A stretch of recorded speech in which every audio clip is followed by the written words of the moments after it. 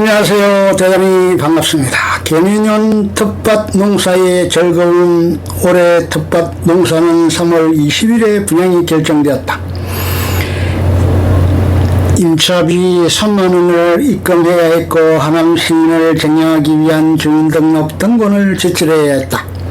아파트의 관리실에서 분양하는 텃밭도 신청했지만 그것은 실패했다. 아파트 관리실에서는 텃밭용 상자를 배분받을 수도 있었는데 그것은 사양했다. 하남시에서 분양하는 공공텃밭은 세 군데의 텃밭이 있었는데 풍산동으로 분양 신청을 했다. 경정공원 옆쪽에도 공공텃밭이 있었다. 폭 1.2m, 길이 6m 남짓한 크기였다. 대비 2포대 20kg가 배정되었다. 4월 1일부터 오전 11시에 교육이 있었고 곧바로 경작에 들어갔다. 다른 일정 때문에 텃밭 가꾸기 교육에는 참석하지 못했다. 예전에 5년 정도 텃밭 농사를 경작해본 경험이 있었기에 큰 문제는 없으리라 자신을 가졌었다. 문제는 멀칭을 할 수 없는 것이 우려스러웠다. 잡초가 걱정이 되었기 때문이었다. 우려와는 달리 크게 잡초가 문제를 일으키지는 않았다. 지뢰에 겁을 먹고 소나무 잎사귀 마른 것을 가져다가 깔아놓기도 했는데 큰 의미는 없었다. 친환경으로 텃밭을 가꾸어야 하니 작물 보호제도 방지할 수 없는 형편이었다. 작물에도 제한이 있었다. 호박 등도 다른 텃밭에 영향을 미치는 관계로 재배가 어려울 것으로 보였다. 텃밭 가꾸기라면서 책자가 배부되기도 했다. 각 작물별 재배시기, 식재시기, 12요령 등 텃밭 가꾸기에 관한 내용이 담겨져 있었다. 4월 초에는 상추와 쑥갓을 심었고 5월에는 토마토 3포기, 가지 6포기, 고추 30포기쯤 심었다. 모두 모종으로 심었다. 모종은 모종상에서 사와서 심었다. 하남농협의 야나로마트 앞쪽에서 텐트를 쳐놓고 모종이나 비료 등을 판매하기도 했는데 일반 모종상을 찾아서 모종을 구입했고 식재를 했다. 고추와 가지, 토마토 등은 식재를 한 후 지주대를 세우고 줄을 쳐서 모종이 넘어지지 않도록 했다.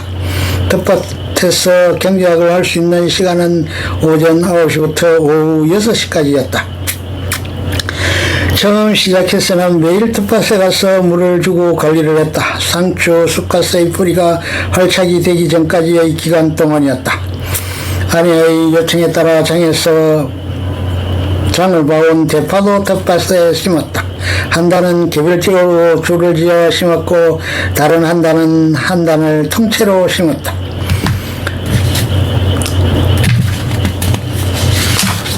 보름쯤 지난 후에는 요소 비료를 봉지로 싸서 작물들이 심어진 텃밭의 중간중간에 요소를 뿌렸다. 요소를 뿌릴 때 주의해야 할 부분은 요소가 직접 작물의 뿌리에 닿지 않도록 해야 하는 부분이었다. 고추, 토마토, 가지가 각각 한 포기씩이 요소에 피해를 입어 고사하고 말았다. 안타까운 일이 아닐 수 없었다. 한 달 정도가 지난 후였는데 추가적으로 고추, 가지, 토마토를 추가적으로 식재하기도 했다. 토마토는 방울토마토로 심었다. 텃밭 농사를 시작한 후 한 달 반쯤이 지난 후 상추와 쑥갓의 수확을 시작했다. 일주일에 한 번 정도만 수확을 했어야 하는데 계길 간격으로 수확을 하다 보니 상추가 완전히 자라지 않는 상태에서 수확해서 크기가 작았다. 작물들을 키워서 그 대가로 수확하는 것은 텃밭 농사의 가장 큰 즐거움이 아닐 수 없다. 통상적으로 텃밭에 가는 것은 일주일에 3일 정도였다. 그리고 그런 날에도 비가 내리면 가지도 않아도 되는 상황이었다. 차로 가는 것이 일상화되었는데 한 번은 산책을 하던 길에 텃밭까지 가서 작물을 보살피고 집으로 돌아오기도 했다. 텃밭을 가꾸는 분들도 일부는 자전거로 텃밭에 오는 분도 제법 있었다. 관리인이 텃밭에 상주하고 있는 그것은 그래도 텃밭 관리에 많은 도움이 되는 듯 했다.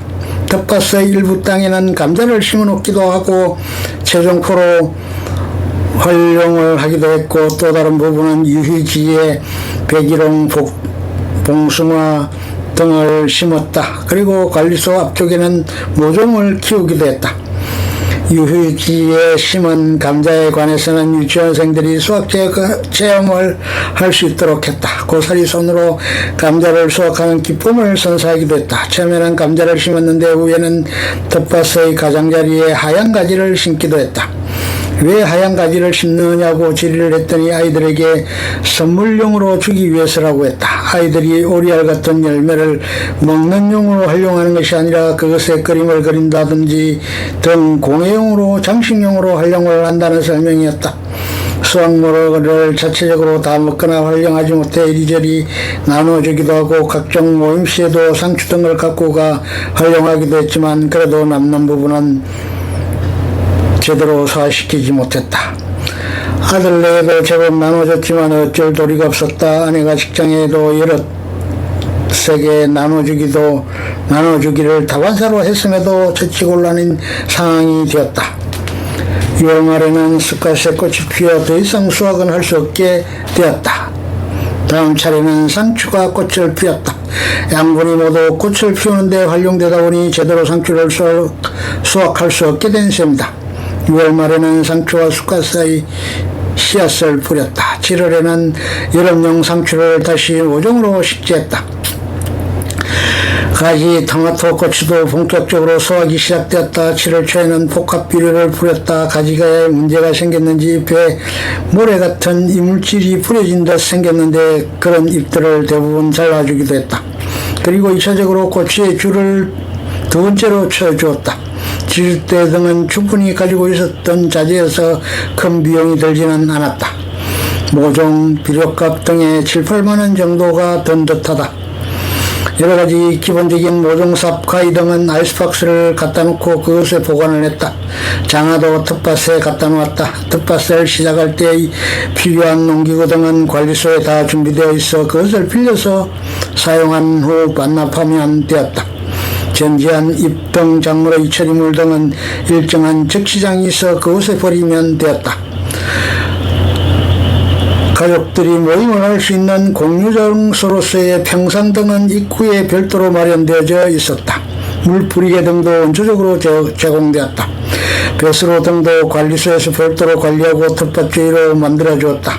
물은 텃밭 중간중간에 수도가 설치되었다. 한 번은 물이 나오지 않아 관리소 근처까지 가서 물을 길러 작물에 뿌려주기도 했다.